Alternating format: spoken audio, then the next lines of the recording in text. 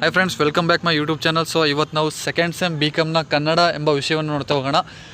So ಇದರಲ್ಲಿ ನಿಮಗೆ ಏನಪ್ಪ ಅಂತ ಬಂದರೆ 5 ಮಾರ್ಕ್ಸ್ ಅಂದರೆ ಚೂಸ್ ದ ಕರೆಕ್ಟ್ ಆನ್ಸರ್ ಕೇಳ್ತಾ ಹೋಗ್ತಾರೆ. ಗ್ರಾಮರಲ್ಲಿ ನಿಮಗೆ ಚೂಸ್ ದ ಕರೆಕ್ಟ್ ಆನ್ಸರ್ ಅಂತ ಒಂದು ಮೇನ್ಸ್ ಇರುತ್ತೆ. ಅದರಲ್ಲಿ ನಿಮಗೆ 5 ಮಾರ್ಕ್ಸನ್ನು ಇಟ್ಟಿರ್ತಾರೆ.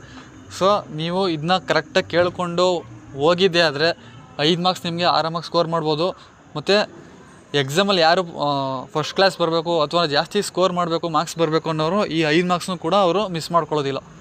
ಸೊ ಬನ್ನಿ ಫ್ರೆಂಡ್ಸ್, ಈಗ ಒಂದೊಂದಾಗಿ ನೋಡ್ತಾ ಹೋಗೋಣ. ಮತ್ತು ಇಲ್ಲಿ ಹೇಳುವಂಥ ಚೂಸ್ ದ ಕರೆಕ್ಟ್ ಆನ್ಸರ್ ಏನಿದೆ, ಆಯ್ಕೆಗಳು ಎಲ್ಲ ಕೂಡ ಮಿಕ್ಸ್ ಆಗಿರುತ್ತೆ. ಸೊ ನಾನು ಚಾಪ್ಟರ್ ವೈಸ್ ಹೇಳ್ತಿಲ್ಲ, ಎಕ್ಸಾಮ್ಗೆ ಯಾವ್ಯಾವ ಬತ್ತಾವೆ ಸೊ ಎಲ್ಲ ಮಿಕ್ಸ್ ಮಾಡಿ ಹೇಳ್ತಾ ಇರೋದು. ಸೊ ಇವುಗಳಿಗೆ ಒಂದೊಂದು ಸರಿ ಉತ್ತರವನ್ನು ಗಮನಿಸಿ ಬರೆಯಿರಿ. ಎಲ್ಲ 5 ಪ್ರಶ್ನೆಗಳಿಗೆ ಉತ್ತರಿಸಿ. ಸೊ ಕನ್ನಡ ಮೆನಿಪ್ಪ ನಾಡು ಚೆಲುವಾಯಿತು ಈ ಕಾವ್ಯ ರಚಿಸಿದ ಕವಿ ಯಾರು ಅಂತ ಕೇಳಿದರೆ ಇದಕ್ಕೆ ಸರಿಯಾದ ಉತ್ತರ ಬಂದು ಆಂಡಯ್ಯ. ಸೊ ಕನ್ನಡ ಮೆನಿಪ್ಪ ನಾಡು ಚೆಲುವಾಯಿತು ಈ ಕಾವ್ಯ ರಚಿಸಿದ ಕವಿ ಯಾರು ಅಂತ ಬಂದರೆ ಆಂಡಯ್ಯ ಅಂತ ಹೇಳ್ತಾ ಹೋಗ್ತೀವಿ. ಸೊ ನೆಕ್ಸ್ಟು, ಆಂಡಯ್ಯ ರಚಿಸಿದ ಪ್ರಸಿದ್ಧ ಕಾವ್ಯ ಯಾವುದು ಅಂತ ಕೇಳಿದರೆ ಇದಕ್ಕೆ ಸರಿಯಾದ ಉತ್ತರ ಬಂದು ಕಬ್ಬಿಗರ ಕಾವ. ಸೊ ಆಂಡಯ್ಯ ರಚಿಸಿದ ಪ್ರಸಿದ್ಧ ಕಾವ್ಯ ಯಾವುದು ಅಂತ ಬಂದರೆ ಕಬ್ಬಿಗರ ಕಾವ. ಹಲವು ನಾಲಿಗೆಯನ್ನು ಹೊಂದಿರುವವನು ಯಾರು ಅಂತ ಬಂದರೆ ಇದಕ್ಕೆ ಸರಿಯಾದ ಉತ್ತರ ಬಂದು ಆದಿಶೇಷ. ಆದಿಶೇಷ ಹಲವಾರು ನಾಲಿಗೆಗಳನ್ನು ಹೊಂದಿದ್ದಾನೆ. ಸೊ ನೆಕ್ಸ್ಟು, ಆಂಡಯ್ಯನ ಕಾಲ ಯಾವುದು ಅಂತ ಕೇಳಿದರೆ ಕ್ರಿಸ್ತಶಕ 1217. ಕಬ್ಬಿಗರ ಕಾವ ಯಾವ ಕಥೆಯನ್ನು ಒಳಗೊಂಡಿದೆ ಅಂತ ಬಂದರೆ ಕಾಮ ವಿಜಯ ಅಂತ ಹೇಳ್ತಾ ಹೋಗ್ತೀವಿ. ಸೊ ಕಬ್ಬಿಗರ ಕಾವ ಯಾವ ಕಥೆ ಒಳಗೊಂಡಿದೆ ಅಂತ ಬಂದರೆ ಕಾಮ ವಿಜಯ ಅಂತ ಹೇಳ್ತಾ ಹೋಗ್ತೀವಿ. ಸೊ ನೆಕ್ಸ್ಟ್ ನೋಡ್ತಾ ಹೋಗೋದಾದರೆ 9ನೇ ಶತಮಾನದ ಪ್ರಮುಖ ಮೊದಲ ಕೃತಿ ಯಾವುದು ಅಂತ ಬಂದರೆ ಕವಿರಾಜ ಮಾರ್ಗ ಅಂತ ಹೇಳ್ತೀವಿ. 9ನೇ ಶತಮಾನದಲ್ಲಿ ಪ್ರಮುಖ ಮೊದಲ ಕೃತಿ ಯಾವುದು ಅಂತ ಬಂದರೆ ಕವಿರಾಜ ಮಾರ್ಗ. ನೆಕ್ಸ್ಟು, ಕೊಪ್ಪಳ ನಗರವೆಂದರೆ ಅಂತ ಬಂದರೆ ಕೊಪ್ಪಳ ಅಂತ ಅರ್ಥ. ಸೊ ನೆಕ್ಸ್ಟು, ಕೊಪ್ಪಳವನ್ನು ಮಹಾಭಾರತದಲ್ಲಿ ಏನೆಂದು ಕರೆಯಲಾಗುತ್ತಿತ್ತು ಅಂತ ಬಂದಿದೆ. ಸೊ ಇದಕ್ಕೆ ಸರಿಯಾದ ಉತ್ತರ ಬಂದು ವಟಾರ ಅಂತ ಹೇಳ್ತೀವಿ. ಸೊ ಕೊಪ್ಪಳವನ್ನು ವಟಾರ ಅಂತ ಕರೀತಾ ಹೋಗ್ತಾಯಿದ್ರು. ಕೊಪ್ಪಳದಲ್ಲಿ ಹೆಚ್ಚು ಪ್ರಚಾರಕ್ಕೆ ಬಂದ ಧರ್ಮ ಯಾವುದು ಅಂತ ಬಂದರೆ ಜೈನ ಧರ್ಮ ಅಂತ ಹೇಳ್ತಾ ಹೋಗ್ತೀವಿ. ಸೊ ನೆಕ್ಸ್ಟು, ಸರ್ವಜ್ಞ ಕೊಪ್ಪಳವನ್ನು ಹೀಗೆ ಕರೆದಿದ್ದಾನೆ ಅಂತ ಬಂದರೆ ಬೆಳವಲ್ಲದ ನಾಡು ಅಂತ ಹೇಳ್ತೀವಿ. ಸೊ ಬೆಳವಲ್ಲದ ನಾಡು ಅಂತ ಹೇಳ್ತಾ ಹೋಗ್ತೀವಿ. ಸೊ ನೆಕ್ಸ್ಟು, ನಮ್ಮ ಊರಿನ ರಸಿಕರು ಕೃತಿ ಬರೆದಿರುವ ಲೇಖಕರು ಯಾರು ಅಂತ ಕೇಳಿದರೆ ಇದಕ್ಕೆ ಸರಿಯಾದ ಉತ್ತರ ಬಂದು ಗೋರೂರು ರಾಮಸ್ವಾಮಿ ಅಯ್ಯಂಗಾರ್ ಅಂತ ಹೇಳ್ತಾ ಹೋಗ್ತೀವಿ. ನೆಕ್ಸ್ಟು, ರಂಗೇಗೌಡ ಯಾವ ಆಲೆಮನೆಯನ್ನು ಹೊಂದಿದ್ದಾನು ಅಂತ ಕೇಳಿದ್ದಾನೆ. ಸೊ ಇದಕ್ಕೆ ಸರಿಯಾದ ಉತ್ತರ ಬಂದು ಕಬ್ಬಿನ ಆಲೆಮನೆ ಅಂತ ಹೇಳ್ತಾ ಹೋಗ್ತೀವಿ. ನೆಕ್ಸ್ಟು, ಬೋರೇಗೌಡ ಓದಲು ಕಲಿತ ಪುಸ್ತಕ ಯಾವುದು ಅಂತ ಕೇಳಿದರೆ ಸೊ ಬೋರೇಗೌಡ ಅವರು ಯಾವ ಪುಸ್ತಕವನ್ನು ಓದಲು ಕಲಿತಿದ್ದಾರೆ ಅಂತ ಬಂದರೆ ಜೈಮಿನಿ ಭಾರತ ಅಂತ ಹೇಳ್ತೀವಿ. ಜೈಮಿನಿ ಭಾರತ. ಸೊ ನೆಕ್ಸ್ಟು, ರಂಗೇಗೌಡನ ತಂದೆ ಹೆಸರೇನು ಅಂತ ಕೇಳಿದರೆ ಇದಕ್ಕೆ ಸರಿಯಾದ ಉತ್ತರ ಬಂದು ನಂಜಪ್ಪ ಅಂತ ಹೇಳ್ತಾ ಹೋಗ್ತೀವಿ. ನೆಕ್ಸ್ಟು, ಕೊಟ್ಟಿದ್ದು ತನಗೆ ಬಚ್ಚಿಟ್ಟಿದ್ದು ಅಂತ ಬಂದರೆ ಪರರಿಗೆ. ಸೊ ಇದು ಆಲ್ರೆಡಿ ಗಾದೆ ಮತ್ತು ಹಿರಿಯರು ಹೇಳುವಾಗ ಗಾದೆ ಕೂಡ ಆಗಿದೆ. ಕೊಟ್ಟಿದ್ದು ತನಗೆ ಬಚ್ಚಿಟ್ಟಿದ್ದು ಪರರಿಗೆ. ಸೊ ನೆಕ್ಸ್ಟು, ಕಾಳಿದಾಸ ಬರೆದಿರೋ ಕೃತಿ ಯಾವುದು ಅಂತ ಕೇಳಿದರೆ ಇದಕ್ಕೆ ಸರಿಯಾದ ಉತ್ತರ ಬಂದು ಅಭಿಜ್ಞಾನ ಶಾಕುಂತಲ. ಸೊ ಅಭಿಜ್ಞಾನ ಶಾಕುಂತಲವನ್ನು ಬರೆದಿರುವಂಥದ್ದು ಯಾರು ಅಂದರೆ ಕಾಳಿದಾಸ ಅಂತ ಹೇಳ್ತೀವಿ. ಸೊ ನೆಕ್ಸ್ಟು, ಪೌರವ ಸಾಮ್ರಾಜ್ಯವನ್ನು ಆಳುತ್ತಿದ್ದ ದೊರೆ ಯಾರು ಅಂತ ಬಂದರೆ ದುಷ್ಯಂತ ಅಂತ ಹೇಳ್ತಾ ಹೋಗ್ತೀವಿ. ದುಷ್ಯಂತ ಅವರು. ಸೊ ಪೌರವ ಸಾಮ್ರಾಜ್ಯವನ್ನು ಆಳುತ್ತಿದ್ದ ದೊರೆ ಯಾರು ಅಂತ ಬಂದರೆ ದುಷ್ಯಂತ. ಸೊ ನೆಕ್ಸ್ಟು, ಬಸವಪ್ಪ ಶಾಸ್ತ್ರಿಗಳನ್ನು ಏನೆಂದು ಕರೀತಿದ್ದಾರೆ ಅಂತ ಬಂದರೆ ಅಭಿನವ ಕಾಳಿದಾಸ ಅಂತ ಹೇಳ್ತೀವಿ. ಸೊ ನೆಕ್ಸ್ಟು, ದುಷ್ಯಂತ ಮಹಾರಾಜನು ಯಾರನ್ನು ಗಾಂಧರ್ವ ವಿವಾಹವಾದನು ಅಂತ ಬಂದರೆ ಶಾಕುಂತಲೆ ಅಂತ ಹೇಳ್ತೀವಿ. ಸೊ ದುಷ್ಯಂತ ಮಹಾರಾಜನು ಯಾರನ್ನು ಗಾಂಧರ್ವ ವಿವಾಹವಾದನು ಅಂತ ಬಂದರೆ ಶಕುಂತಲೆ ಅಂತ ಹೇಳ್ತೀವಿ. ನೆಕ್ಸ್ಟು, ದುಷ್ಯಂತ ಮಹಾರಾಜನು ವಿವಾಹವಾದ ಸಂದರ್ಭದಲ್ಲಿ ನೀಡಿದ ವಸ್ತು ಯಾವುದು ಅಂತ ಕೇಳಿದರೆ ಸೊ ಇದಕ್ಕೆ ಸರಿಯಾದ ಉತ್ತರ ಬಂದು ರಾಜ ಮುದ್ರೆ ಉಂಗುರ.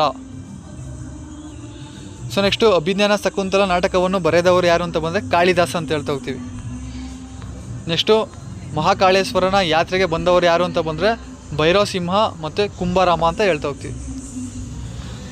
ಸೊ ನೆಕ್ಸ್ಟು, ಕಣ್ವ ಮಹರ್ಷಿಯ ಸಾಕು ಮಗಳ ಹೆಸರು ತಿಳಿಸಿ ಅಂತ ಬಂದರೆ ಅವಳ ಹೆಸರು ಏನಪ್ಪ ಅಂದರೆ ಶಕುಂತಲೆ ಅಂತ ಹೇಳ್ತಾ ಹೋಗ್ತೀವಿ.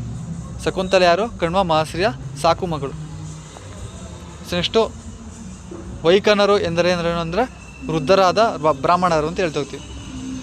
ಸೊ ನೆಕ್ಸ್ಟು, ಶಕುಂತಲೆ ತಂದೆ ತಾಯಿ ಯಾರು ಅಂತ ಬಂದರೆ ವಿಶ್ವಾಮಿತ್ರ ಮತ್ತು ಮೇಣಕಿ. ಸೊ ನೆಕ್ಸ್ಟು, ಶಕುಂತಲೆಯ ಸಖಿಯ ಹೆಸರೇನು ಅಂತ ಬಂದರೆ ಅನುಸೂಯ. ಸೊ ಅನುಸೂಯ ಅಂತ ಯಾರಪ್ಪ ಅಂದರೆ ಶಕುಂತಲೆಯ ಸಖಿಯ ಹೆಸರು.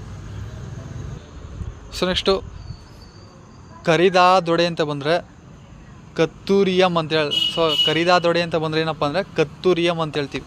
ಸೊ ನೆಕ್ಸ್ಟ್, ಯಶೋಧರನ ಆಸ್ಥಾನದಲ್ಲಿದ್ದ ಗಜಪಡೆಯ ರಾತ್ರಿ ಕಾವಲುಗಾರ ಯಾರಾಗಿದ್ದ ಅಂತ ಬಂದರೆ ಅಷ್ಟವಂಕ ಅಂತ ಹೇಳ್ತೀವಿ. ಸೊ ಅಷ್ಟವಂಕ ಯಶೋಧರನ ಆಸ್ಥಾನದಲ್ಲಿ ಗಜಪಡೆಯ ರಾತ್ರಿ ಕಾವಲುಗಾರನಾಗಿರ್ತಾನೆ.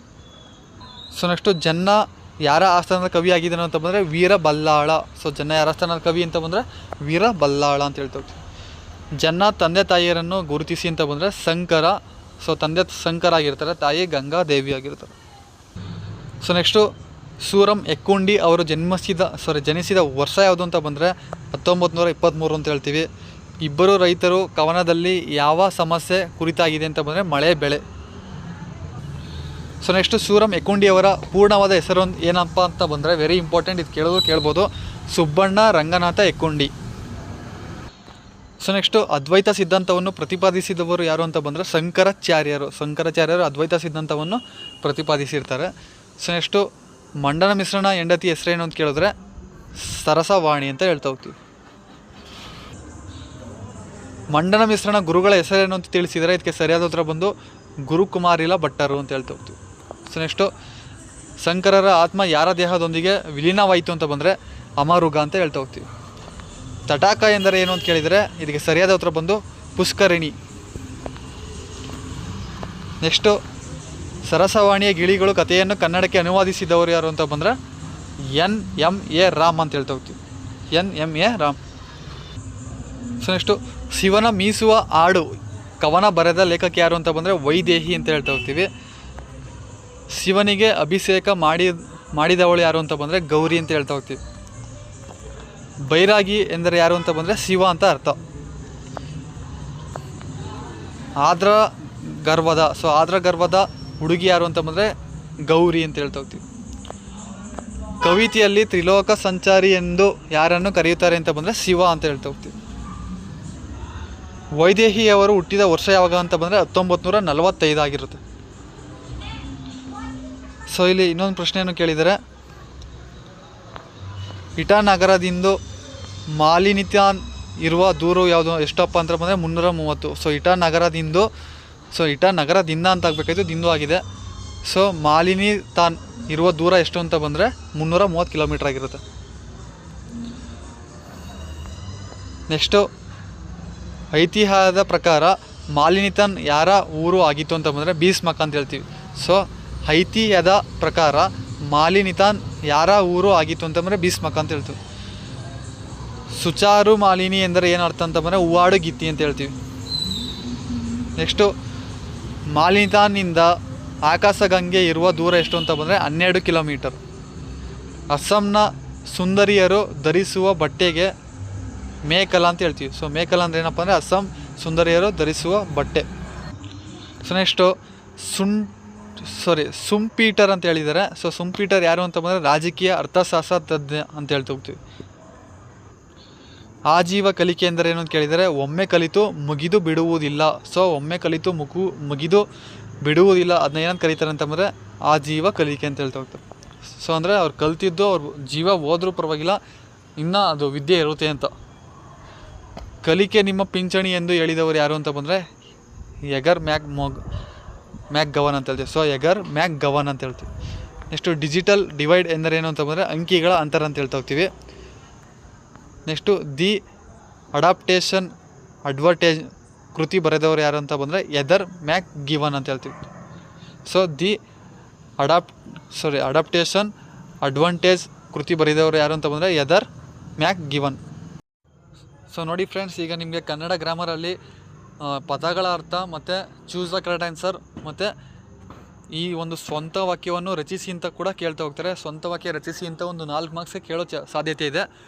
ಸೊ ದಯವಿಟ್ಟು ನಿಮಗೆ ಸ್ವಂತ ವಾಕ್ಯ ಎಕ್ಸಾಕ್ಟಾಗಿ ಇದೇ ಬರೀಬೇಕು ಅದೇ ಬರೀಬೇಕು ಅಂತೇನಿಲ್ಲ, ಏನು ಓನಾಗಿ ಗೊತ್ತಿದೆ ಅದನ್ನ ಬರೆದ್ಬಿಟ್ಟು ಬನ್ನಿ ಅಂತ ಹೇಳ್ತಾ. ಸೊ ಈ ಥರನೂ ಕೇಳ್ಬೋದು. ಪ್ರಜಾಪ್ರಭುತ್ವ ಅಂದರೆ ಏನು ಅಂತ ಕೇಳ್ತಾರೆ. ಸೊ ಪ್ರಜಾಪ್ರಭುತ್ವ ಅಂದರೆ ನಮ್ಮ ಜನಗಳು, ನಾವು ಭಾರತೀಯ ಪ್ರಜಾಪ್ರಭುತ್ವವನ್ನು ಹೊಂದಿದ್ದೇವೆ ಅಂತ ಬರೆದ್ರು ಸಾಕು. ಸೊ ನೆಕ್ಸ್ಟು ಶಾಸನ ಅಂತ ಕೇಳಿದರೆ, ಸೊ ನಮ್ಮ ಒಂದು ಕರ್ನಾಟಕದಲ್ಲಿ ಅಳ್ಮಿಡಿ ಶಾಸನವಿದೆ ಅಂತ ಏನೋ ನಿಮ್ಗೆ ಏನು ಗೊತ್ತಿರುತ್ತೆ ಅದು ಬರ್ಬಿಟ್ಟು ಬಂದರೆ ಸಾಕು. ಸಂವಿಧಾನ ಅಂತ ಬಂದರೆ ಭಾರತದ ಅತಿ ದೊಡ್ಡ ಸಂವಿಧಾನ, ನಮ್ಮ ಸಂವಿಧಾನದಲ್ಲಿ ಅತಿ ದೊಡ್ಡ ದೇಶ ಯಾವುದು ಅಂದರೆ ಅಮೇರಿಕಾ ಅಂತ ಬರ್ಬಿಟ್ಟು ಬನ್ನಿ. ಸಂವಿಧಾನದಲ್ಲಿ ಅತಿ ದೊಡ್ಡ ದೇಶ ಯಾವುದು ಅಂದರೆ ಅಮೇರಿಕಾ. ನೆಕ್ಸ್ಟು ಸ್ವತಂತ್ರ ಅಂತ ಬಂದರೆ ನಾವು ಸ್ವತಂತ್ರವನ್ನು ಪಡೆದಿದ್ದೇವೆ ಅಥವಾ ಬ್ರಿಟಿಷರಿಂದ ನಾವು ಸ್ವತಂತ್ರವನ್ನು ಪಡೆದಿದ್ದೇವೆ ಅಂತ ಬರೆದ್ರೆ ಸಾಕು. ಸೊ ನಿಮ್ಗೆ ಏನು ಗೊತ್ತಿರುತ್ತೆ ಅವೆಲ್ಲ ಓನಾಗಿ ಬರೆದ್ರೆ ಸಾಕು, ಇದೇ ಬರೀಬೇಕು ಅದೇ ಬರೀಬೇಕು ಅಂತ ಏನಿಲ್ಲ. ಸಂವಿಧಾನದಲ್ಲಿ 4ರಲ್ಲಿನ 36ರಿಂದ 51 ಅನುಚ್ಛೇದಗಳನ್ನು ಏನಂದು ತಿಳಿಸ್ತಾ ಹೋಗ್ತದೆ ಅಂದರೆ ರಾಜ್ಯ ನಿರ್ದೇಶಕ ತತ್ವಗಳು. ಸೊ ಸಂವಿಧಾನದ ಬಗ್ಗೆ ಪ್ರಶ್ನೆ ಇದೆ, ನೋಡ್ಕೊಳ್ಳಿ. ನೆಕ್ಸ್ಟು ಕರ್ನಾಟಕ ಕೃಷಿ ವಲಯದ 2019-20 ನಿವ್ವಳ ವರಮಾನ ಎಷ್ಟಿತ್ತು ಅಂತ ಬಂದರೆ 1.56 ಲಕ್ಷ ಕೋಟಿ ರೂಪಾಯಿ ಆಗಿತ್ತು. ಅಭಿವೃದ್ಧಿಯನ್ನು ಮಾನವ ಹಕ್ಕು ಎಂದು ವಿಶ್ವಸಂಸ್ಥೆಯು ಯಾವಾಗ ಘೋಷಿಸಿತು ಅಂತ ಬಂದರೆ 1986. ಸೊ ಅಭಿವೃದ್ಧಿಯನ್ನು ಮಾನವ ಹಕ್ಕು ಎಂದು ಯಾವಾಗ ಘೋಷಿಸಿತು ಅಂತ ಬಂದರೆ ವಿಶ್ವಸಂಸ್ಥೆಯು 1986 ಅಂತ ಹೇಳ್ತೀವಿ. ಲೇಖಕರು ಹೇಳುವಂತೆ ಪ್ರಜಾಪ್ರಭುತ್ವದ ಅಣಕ ಯಾವುದು ಅಂತ ಬಂದರೆ ಜನಾದೇಶ ಪಡೆಯದೆ ಜನರ ಸಹಭಾಗಿತ್ವವಿಲ್ಲದೆ ಕಾಯ್ದೆಗಳನ್ನು ಜಾರಿಗೊಳಿಸುವುದು. ಅಂದರೆ ಅವ್ರು ಇಷ್ಟ ಬಂದಾಗೆ ಕಾಯ್ದೆಗಳನ್ನು ಜಾರಿಗೊಳಿಸ್ತಾರೆ, ಜನಗಳಿಗೆ ಒಪ್ಪಿಗೆಯನ್ನು ಕೇಳೋದಿಲ್ಲ, ಸರಿನಾ ತಪ್ಪು ಅಂತಲೂ ಕೇಳೋದಿಲ್ಲ, ಅವ್ರು ಇಷ್ಟ ಬಂದಾಗ ಕಾಯ್ದೆಗಳನ್ನ ಜಾರಿಗೆ ತರ್ತಾರೆ. ಸೊ ಇದು ಲೇಖಕರು ಹೇಳುವಂತೆ ಪ್ರಜಾಪ್ರಭುತ್ವದ ಅಣಕ ಅಂತ ಹೇಳ್ತಿತ್ತು. ಸೊ ನೆಕ್ಸ್ಟು ಪ್ರಜಾಪ್ರಭುತ್ವದ ವ್ಯಾಖ್ಯೆಯನ್ನು ತಿಳಿಸಿ ಅಂತಂದರೆ ಪ್ರಜೆಗಳಿಂದ ಪ್ರಜೆಗಳಿಗಾಗಿ ಪ್ರಜೆಗಳಿಗೋಸ್ಕರ. ಸೊ ನೆಕ್ಸ್ಟು ಗಣಕಯಂತ್ರದ ಮೂಲಭೂತ ಮಾದರಿಯನ್ನು ಯಾವಾಗ ಕಂಡುಹಿಡಿದರು ಅಂತ ಬಂದರೆ 1940 ಅಂತ ಹೇಳ್ತಾ ಹೋಗ್ತೀವಿ. ನೆಕ್ಸ್ಟು ಬಯೋಪ್ಲಾಸ್ಟಿಕ್. ಸೊ ಬಯೋಪ್ಲಾಸ್ಟಿಕ್ ಯಾವುದರಿಂದ ತಯಾರಿಸುತ್ತಾರೆ ಅಂತ ಬಂದರೆ ಸಸ್ಯಗಳ ತ್ಯಾಜ್ಯ ಅಂತ ಹೇಳ್ತಾ ಹೋಗ್ತೀವಿ. ನೆಕ್ಸ್ಟು ಮಷೀನ್ ಲರ್ನಿಂಗ್ ಕನ್ನಡ ರೂಪ ತಿಳಿಸಿ ಅಂತ ಬಂದರೆ ಯಂತ್ರ ಕಲಿಕೆ ಅಂತ ಅರ್ಥ. ಸೊ ಮಷೀನ್ ಲರ್ನಿಂಗ್ ಅಂದರೆ ಯಂತ್ರ ಕಲಿಕೆ ಅಂತ. ಸೊ ನೆಕ್ಸ್ಟು ಸ್ಮಾರ್ಟ್ ವಾಚ್ಗಳಲ್ಲಿ ಬಳಸುವ ಮಸೂರ ಯಾವುದು ಅಂತ ಬಂದರೆ ಮೆಟಾಲಿನಿಸ್ ಅಂತ ಹೇಳ್ತೀವಿ. ಸೊ ಮೆಟಾಲಿನಿಸ್ ಅಂತ ಬಂದರೆ ಸ್ಮಾರ್ಟ್ ವಾಚಲ್ಲಿ ಬಳಸ್ತಾ ಹೋಗ್ತಾರೆ. ಸೊ ಸ್ಮಾರ್ಟ್ ಫರ್ಟಿಲೈಸರ್ನ ಕನ್ನಡ ರೂಪ ಯಾವುದು ತಿಳಿಸಿ ಅಂತ ಬಂದರೆ ಬುದ್ಧಿವಂತ ಗೊಬ್ಬರ. ಸೊ ಸ್ಮಾರ್ಟ್ ಫರ್ಟಿಲೈಸರ್ ಅಂದರೆ ಬುದ್ಧಿವಂತ ಗೊಬ್ಬರ ಅಂತ ಅರ್ಥ. ಸೊ ನೋಡಿ ಫ್ರೆಂಡ್ಸ್, ಈಗ ನಿಮಗೆ 5 ಮಾರ್ಕ್ಸ್ಗೆ ಕಂಪಲ್ಸರಿ ಒಂದು ಪತ್ರವನ್ನು ಬರೆಯೋಕ್ಕೆ ಹೇಳ್ತಾರೆ. ದಯವಿಟ್ಟು ಈಗ ನಿಮಗೆ ಇಲ್ಲಿ ಒಂದು ಎಕ್ಸಾಂಪಲ್ ಹೇಳೋದಾದರೆ, ನಿಮ್ಮ ಕಾಲೇಜಿನ ಕ್ರೀಡಾ ಚಟುವಟಿಕೆಗಳ ವಾರ್ಷಿಕ ವರದಿಯನ್ನು ತಯಾರಿಸಿ. ಸೊ ಈ ಥರ ನಿಮಗೆ ಏನು ಕೇಳ್ತಾರೆ ಅದನ್ನ ಒಂದು 4 ಓದ್ಕೊಂಡು ಹೋಗಿರಿ, ಅಥವಾ ಇಲ್ಲಿ ಏನಿದೆ ಇದನ್ನೇ ಸ್ಕ್ರೀನ್ಶಾಟ್ ತೊಗೊಂಡು ನೀವು ನೀಟಾಗಿ ಓದ್ಕೊಳ್ಳಿ. ಅಕಸ್ಮಾತ್ ಎಕ್ಸಾಮಲ್ಲಿ ನನಗೇನು ಗೊತ್ತೇ ಇಲ್ಲ, ಬೇರೆದು ಕೇಳ್ಬಿಟ್ಟಿದ್ದಾರೆ ಅಂತ ಬಂದರೆ ನೀವು ಅದನ್ನ ಓನಾಗಾದರೂ ಬರೀರಿ ಪತ್ರನ. ಸೊ ಒಟ್ಟಿನಲ್ಲಿ ಖಾಲಿ ಅಂತೂ ಯಾವುದು ಬಿಡಕ್ಕೆ ಹೋಗ್ಬೇಡಿ. ಸೊ ನೋಡಿ, ಇದಿಷ್ಟು ಇನ್ನು ಪತ್ರಗಳಾಗಿರುತ್ತೆ. ಇದನ್ನೆಲ್ಲ ನೀವು ಪಾಸ್ ಮಾಡ್ಕೋಬೋದು ಅಥವಾ ನೀವು ಸ್ಕ್ರೀನ್ಶಾಟ್ ತೊಗೊಂಡು ಓದ್ಕೋಬೋದು.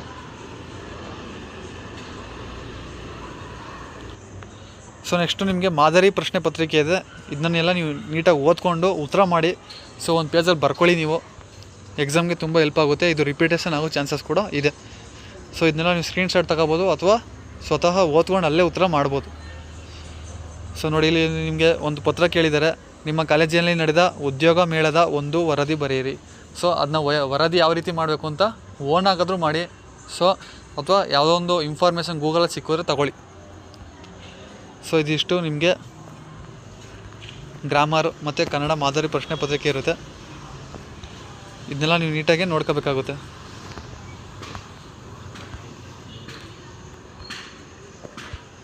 ಸೊ 2ನೇ ಮಾದರಿ ಪ್ರಶ್ನೆ ಪತ್ರಿಕೆ ನೋಡ್ತಾ ಹೋಗೋದಾದರೆ ಪ್ರಶ್ನೆಗಳು ಈ ರೀತಿ ಇದೆ.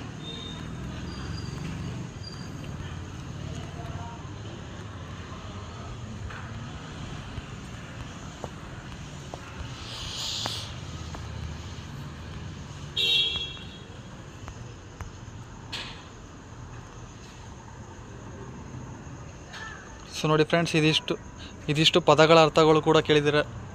ಅಂಬಿಕೆ ಅಂತ ಬಂದರೆ ಪಾರ್ವತಿ, ಜಟೆ ಅಂತ ಬಂದರೆ ಜಡೆ, ಮಾಲಿನಿ ಅಂತ ಬಂದರೆ ಹೂವಾಡಿಗಿತ್ತಿ. ಸೊ ನೆಕ್ಸ್ಟು ಚರ್ವಿತ ಅಂತ ಬಂದರೆ ಚರ್ವಣ ಅಂತ ಬಂದರೆ ಹೆಚ್ಚು ಚರ್ವಿತ ಅಂತ. ಸೊ ಅಬ್ರಗಜಮ್ ಅಂತ ಬಂದರೆ ಐರಾವತ ಅಂತ. ಸೊ ನೆಕ್ಸ್ಟು ಇಂಗ್ಲೀಷಲ್ಲಿ ಟ್ರಾನ್ಸ್ಲೇಷನ್ ಕೂಡ ಕೇಳ್ತಾ ಹೋಗ್ತಾರೆ. Very very important. ಗ್ರಾಮರಲ್ಲಿ ನಿಮಗೆ ಟ್ರಾನ್ಸ್ಲೇಷನ್ ಕೇಳ್ತಾ ಹೋಗ್ತಾರೆ. ಪ್ರಜಾಪ್ರಭುತ್ವ ಅಂದರೆ ಏನಂತ ಕೇಳ್ತಾರೆ, ಡೆಮೋಕ್ರಸಿ. ಸೊ ನೆಕ್ಸ್ಟು ಕಾಯಂ ಅಂತ ಬಂದರೆ ಪರ್ಮನೆಂಟ್ ಅಂತ ಅರ್ಥ. ನೆಕ್ಸ್ಟು ಆಯುಕ್ತ ಅಂತ ಬಂದರೆ ಕಮಿಷ್ನರ್ ಅಂತ. ನೆಕ್ಸ್ಟು ಐಕ್ಯತೆ ಅಂತ ಬಂದರೆ ಯೂನಿಟಿ ಅಂತ. ಕಣಿವೆ ಅಂತ ಬಂದರೆ ವ್ಯಾಲಿ. ಸೊ ಇವೆಲ್ಲ ನಿಮಗೆ ರಿಪೀಟೇಷನ್ ಆಗೋ ಚಾನ್ಸಸ್ ತುಂಬ ಇದೆ. ಆದಷ್ಟು ಇದನ್ನೆಲ್ಲ ನೀಟಾಗಿ ನೋಡ್ಕೊಂಡಿರಿ. ನೆಕ್ಸ್ಟು ಸ್ವಂತ ವಾಕ್ಯ ಬರೀರಿ ಅಂತ ಕೇಳಿದರೆ ನಾನು ಆಲ್ರೆಡಿ ಹೇಳಿದೆ, ಸ್ವತಂತ್ರ, ಶಾಸನ ಮತ್ತು ಸವಾಲು ಅಂತ ಹೊತ್ತಾಗಿ ಬಂದಿದೆ. ಸೊ ಇವೆಲ್ಲ ನೀವು ಓನಾಗಿ ಬರೆದ್ರೆ ಸಾಕು. ಸೊ ಇದು ಚೂಸ್ ದ ಕರೆಕ್ಟ್ ಆನ್ಸರ್ ಕೂಡ ಕೇಳಿದ್ದಾರೆ 5 ಮಾರ್ಕ್ಸ್. ಸೊ ಇದಿಷ್ಟು ಇವತ್ತಿನ ಒಂದು ವಿಡಿಯೋ ಆಗಿದ್ದು. ದಯವಿಟ್ಟು ಕನ್ನಡವನ್ನು ಹೆಂಗೆ ಪಾಸ್ ಮಾಡಬೇಕು ಅಂತ ಬಂದರೆ ಫ್ರೆಂಡ್ಸ್, ಯಾವುದೇ ಕ್ವಶನ್ ಬಂದ್ರೂ ನೀವು ಬಿಡೋಕ್ಕೋಗ್ಬೇಡಿ. ಸೊ ಖಾಲಿ ಅಂತೂ ಬಿಡೋಕ್ಕೋಗ್ಬೇಡಿ. ಏನು ಗೊತ್ತಿಲ್ಲ ಅಂದರೂ ಪರವಾಗಿಲ್ಲ, ನೀವು ಏನು ಪಾಠ ಕೇಳಿರ್ತೀರ ಅಥವಾ ನೀವು ಏನು ಅರ್ಥ ಮಾಡ್ಕೊಂಡಿರ್ತೀರ ಅದನ್ನೇ ಬರೆದ್ರೆ ಕನ್ನಡದಲ್ಲಿ ಆರಾಮಾಗಿ ಪಾಸ್ ಮಾಡ್ಬೋದು, ಸ್ಕೋರು ಮಾಡ್ಬೋದು. ಸೊ ಸ್ಕೋರ್ ಮಾಡಬೇಕು ಅಂದರೆ ಸ್ವಲ್ಪ ಕಥೆನ ನೀಟಾಗಿ ಅರ್ಥ ಮಾಡ್ಕೊಂಡಿರ್ಬೇಕಾಗುತ್ತೆ ಅಥವಾ ಪುಸ್ತಕದಲ್ಲಿ ಇರೋದು ನೀಟಾಗಿ ಓದ್ಕೊಂಡಿರ್ಬೇಕಾಗುತ್ತೆ. ಸೊ ವಿಡಿಯೋ ಇಷ್ಟ ಆದಲ್ಲಿ ಲೈಕ್ ಮಾಡಿ, ಶೇರ್ ಮಾಡಿ ಮತ್ತು ಸಬ್ಸ್ಕ್ರೈಬ್ ಮಾಡಿ. ಹೀಗೆ ನಿಮ್ಮ ಫ್ರೆಂಡ್ಸ್ಗಳಿಗೆ ಇದೇ ರೀತಿ ಎಕ್ಸಾಮ್ಗೆ ಹೆಲ್ಪ್ ಆಗೋ ರೀತಿಯಲ್ಲಿ ಅವರು ಕೂಡ ಸಹಾಯ ಮಾಡಿ, ಈ ವಿಡಿಯೋ ಶೇರ್ ಮಾಡಿ ಅಂತ ಹೇಳ್ತಾ ಎಲ್ಲರಿಗೂ ಧನ್ಯವಾದಗಳು.